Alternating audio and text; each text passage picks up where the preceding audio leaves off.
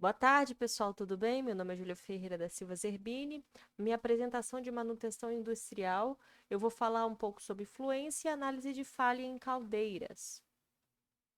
Bom, no sumário, eu vou começar definindo a fluência, em seguida eu vou falar sobre caldeiras, depois eu vou apresentar o estudo de caso e vou dar uma contextualização. Vou falar do objetivo do estudo de caso, falhas comuns em caldeiras. Vou apresentar a caldeira em estudo realmente, e depois os procedimentos e análises de falha dessa caldeira, propor soluções e, por fim, a conclusão. Primeiro, fluência. O que é fluência? É o fenômeno que o material sofre deformação ao longo do tempo, quando está sujeito a cargas abaixo do limite de escoamento, e ocorre quando o material está a uma temperatura por volta de 40% da temperatura de fusão, temperatura absoluta. Ela é crítica em polímeros, porque os polímeros eles podem sofrer fluência na temperatura ambiente. Quando se trata do contexto industrial, onde as pressões e temperaturas são mais elevadas, esse fenômeno também pode ocorrer em materiais metálicos. Eu trouxe um gráfico de deformação ao longo do tempo. Nós podemos ver aqui que já tem uma deformação inicial.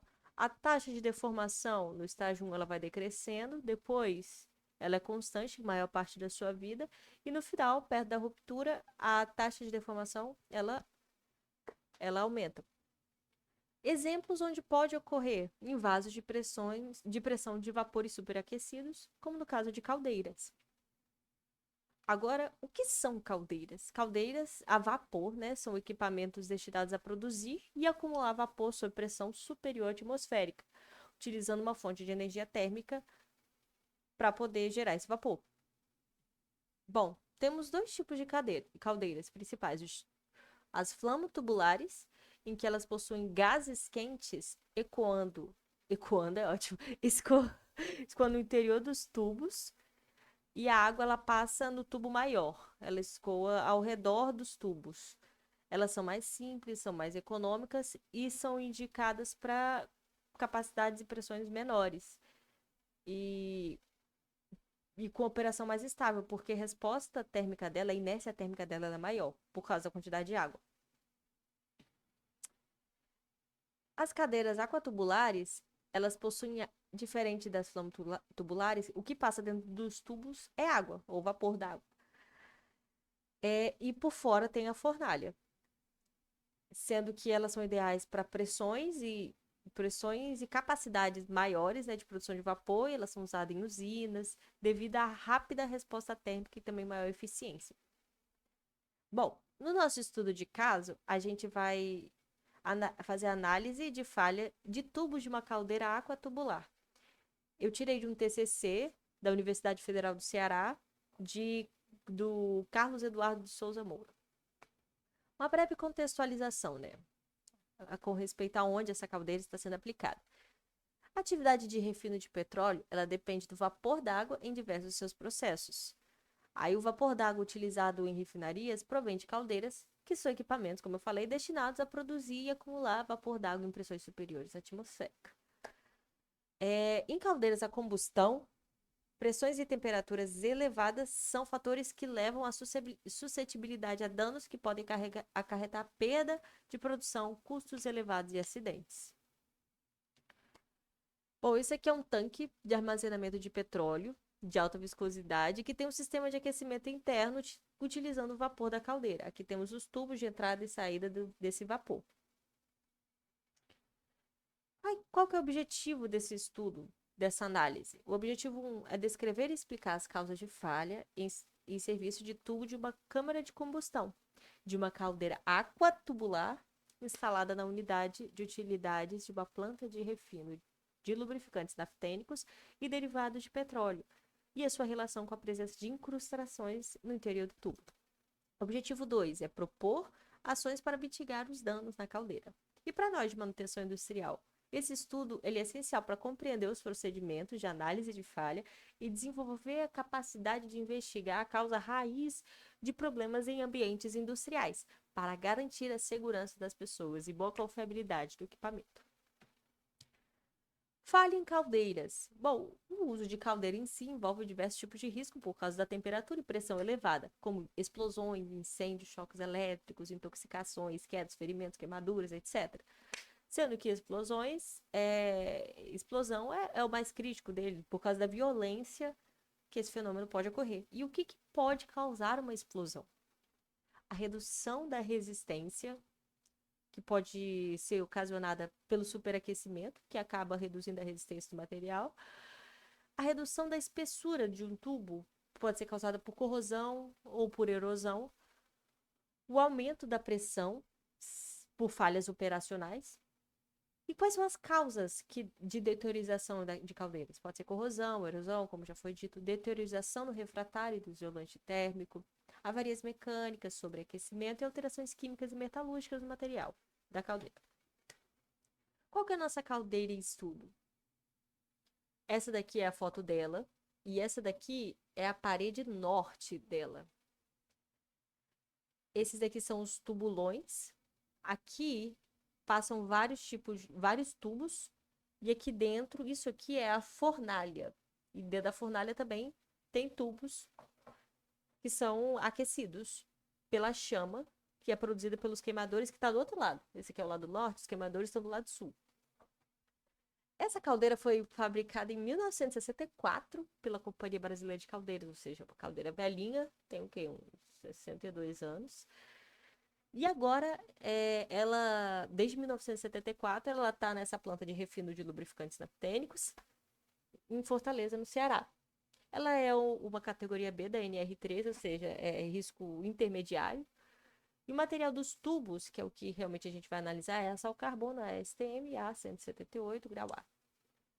E tem alguns dados técnicos da caldeira, tipo água tubular, superfície de aquecimentos 325 metros quadrados, o volume de 20 metros cúbicos, a capacidade de produção de vapor, esse valor é importante, 12 toneladas por hora, a pressão de trabalho de 15 bar aproximadamente, né, quilograma-força por centímetro quadrado, e pressão de teste hidrostático 26 bar aproximadamente. Bom, essa caldeira ela possui um plano de inspeção que atende os requisitos da NR13.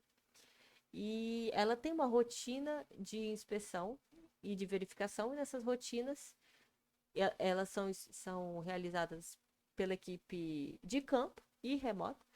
E nessas verificações foram vistos alguns problemas, como o vazamento de água externa do equipamento, vazamento de água do interior da fornalha, que dava para ver pelo visor, porque tem um visor da fornalha. Fumaça branca saindo pela chaminé, isso significa que está tendo escape de vapor. Alterações dos parâmetros apontados pelo sistema supervisório. Tudo isso está indicando fraturas no tubo da caldeira. Bom, por causa disso, por causa desses problemas, ela foi retirada de operação, aberta para analisar os reparos, e isso leva a quê? Leva a custos não esperados e indisponibilidade do equipamento. Logo, para analisar a causa da falha, foram feitos exames, ensaios e análises, e foi também utilizado o histórico do equipamento entre dezembro de 2016 e junho de 2022. Procedimentos de análise. Agora a gente vai realmente analisar os problemas da nossa caldeira. Vamos ver como que resolve. Primeiro, inspeção visual. Foram feitos 3 tipos de análise diferentes na inspeção visual, exame metalográfico e ensaio de dureza, análise físico-química da água. Inspeção visual. Isso aqui é um croquis de como é que funciona a nossa caldeira vista de cima. Aqui tem a fornalha, queimador, a chama. Aqui tem tubos, aqui ó, ao redor. E nessa parte aqui, na parede norte, onde está vermelhinho aqui, é onde tem a maior incidência de chamas. Logo, os maiores danos também são ali. E a gente pode ver isso visualmente. Olhando direto como se a gente estivesse na posição do queimador, aqui é a parede norte, parede oeste e parede leste. E visualmente foram vistos tubo com estufamento localizado, onde tinha fraturas e também tinha uma camada externa de óxido frágil. Um dos problemas também vistos é a corrosão, a oxidação dos tubos. Aqui nós podemos ver um tubo que tem uma baixa espessura de parede, ele tem uma espessura de incrustação e uma espessura de óxido. Ou seja, No lado onde a chama está batendo, existe uma redução da espessura efetiva do tubo. E isso ocorre porque quando a chama está batendo, ela causa um aumento de temperatura, e quando a temperatura está acima de 550 graus Celsius, a oxidação do aço, no aço, aço ao carbono, ela é severa, levando realmente à redução da espessura e a formação de óxido. Fluência. Bom, também foram vistos nos tubos da parede norte e da parede oeste estufamento. Ele chama também de formação de laranja. Não sei por quê. Esse estufamento, ele indica a fluência. E também a presença de rupturas longitudinais. Exame metalográfico. Exame metalográfico foi um ensaio não destrutivo que foi feito no local. Como é que funcionou isso? Basicamente, nos tubos onde realmente teve uma incidência maior da chama, foi escolhido o local, né? Foi feito lixamento, polimento da parede, ataque químico com 2% de metal, foi aplicado o filme de acetato, e esse filme de acetato adquire o relevo da superfície atacada, e depois é analisado no microscópio. Também foi feito ensaio de dureza com durômetro portátil, no local mesmo. Esse foi o resultado, alguns dos resultados, né, porque foram várias amostras que foram feitas, eu escolhi só 3. Aqui tem uma microestrutura composta por matriz ferrítica e perlítica laminar com presença de esferoidização. Dureza Brinell de 111. Microestrutura ferrítica e perlítica laminar com presença de esferoidização também. E aqui, composta matriz ferrítica com cementita totalmente coalescida. Dureza de 108 Brinell. Bom, analisando essas amostras, algumas delas apresentaram esferoidização. O que é isso? É quando a cementita tem o formato de esfera, ao invés de lamelar, como na perlita. E grafitização também. Isso reduz a resistência à fluência. E também reduz a dureza e a resistência do material em si. E isso é um problema. Bom, então se juntar com a oxidação, a fragilização da oxidação favorece a ruptura, em combinação com a fluência. E de modo conjunto, para ajudar, né? A esferoidização contribui para a fratura por fluência também, porque diminui a resistência do material, podendo causar falha se combinado com outros mecanismos. E está combinado com outros mecanismos, como a oxidação e a fluência.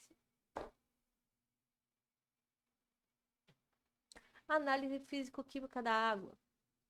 Bom, a água de alimentação da caldeira é obtida de corpos hídricos subterrâneos e passa por um tratamento de água antes de ser usada. Também nos tubulões, principalmente o inferior, tem purgas de sais precipitados, mas mesmo assim foram encontradas incrustações dentro da tubulação. E qual que é o problema? As incrustações, elas interrompem o fluxo. Olha aqui, está totalmente obstruído. Isso serve também como isolante térmico, podendo ser até 45 vezes, com condutividade térmica até 45 vezes menor do que do aço. O que isso ocasiona? Superaquecimento. Os tubos são superaquecidos e levam aos danos que a gente falou, causam esferoidização, oxidação e influência, tudo junto. Aí, para analisar realmente como que está a condição da água que a gente está usando, foi utilizado os gráficos do sistema supervisório, que pegamos o parâmetro de dureza, pH, sílica e condutividade da água, e pegamos o padrão de qualidade para caldeiras aquatubulares da American Society of Mechanical Engineers. Nessa tabela, a dureza em miligramas miligrama de carbonato de cálcio por litro, menor que 0,3, pH entre 8 e 10, sílica menor do que 150, condutividade entre 5.000 e 10, não, entre 5.400 e 1.000. Enfim, trouxe para vocês o gráfico de dureza e de pH, os outros eu não trouxe, porque são neles que a condição está crítica. Aqui, de dureza, a gente pode ver que a dureza com certeza está maior que 0,3 aqui. Então, a água está mais dura do que deveria. E o pH, em sua maioria, está entre 10 e 12. O pH também está maior do que deveria. Por que disso? Mesmo depois de um tratamento de água.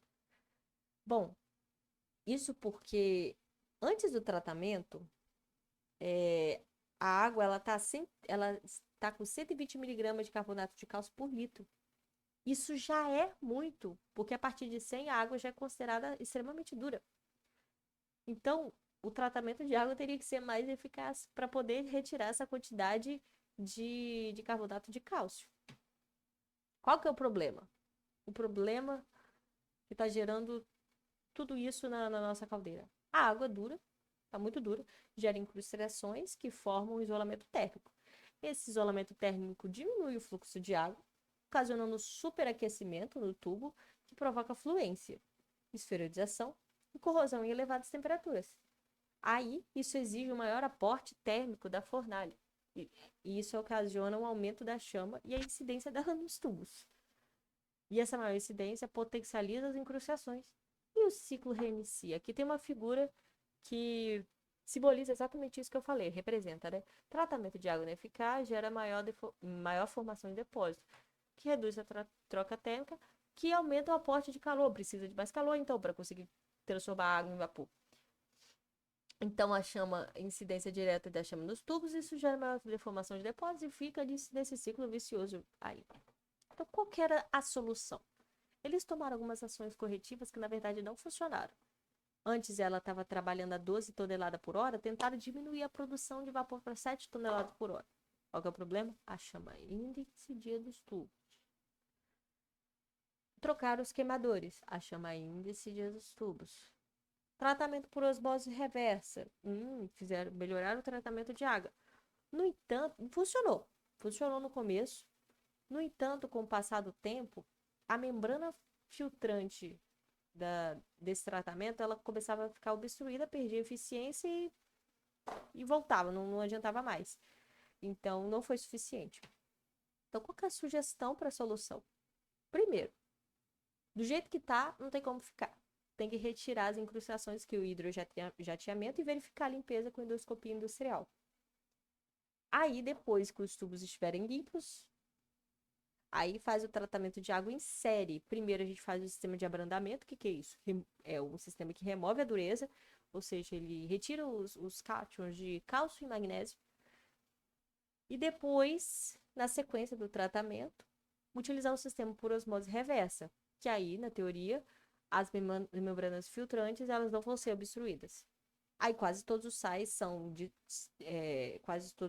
dissolvidos, eles são removidos e a água fica própria para o uso em caldeiras. Bom, conclusão. O que nós falamos nessa apresentação? Falamos de fluência, que é deformação abaixo do limite de escoamento, aproximadamente a 40% da temperatura de difusão. Falamos um pouco de caldeiras, a definição, a classificação.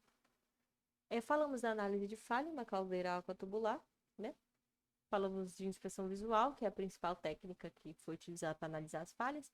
Fratura, falamos de fratura, estufamento, que é morfologia de fluência, oxidação, elevadas temperaturas, presente de crustação. Tudo isso a gente chegou a ver em sala de aula. Então, é como se fosse mais uma revisão e uma aplicação do que a gente viu. Ensaios metalográficos e de dureza, que mostraram o fenômeno da esferoidização. Análise da água, que mostraram valores altos de dureza. E depois disso tudo, a gente chegou à conclusão que o problema era o tratamento ineficaz da água. E a solução seria limpar os tubos e depois tratar a água adequadamente, tratamento de água em série. Bom, e com esse estudo, nós conseguimos visualizar e analisar falhas reais e buscar soluções que tratam a raiz do problema. E além disso, a gente pôde fazer uma revisão de vários conceitos que vimos ao longo do curso. E ainda aprender um pouquinho mais daquilo que vimos em outras matérias, como o caso de fluência e também tratamento de água. Essas são as minhas referências, o TCC que eu já mencionei, os slides de aula de máquinas térmicas para eu poder falar um pouco de caldeiras, e eu agradeço a atenção de todos.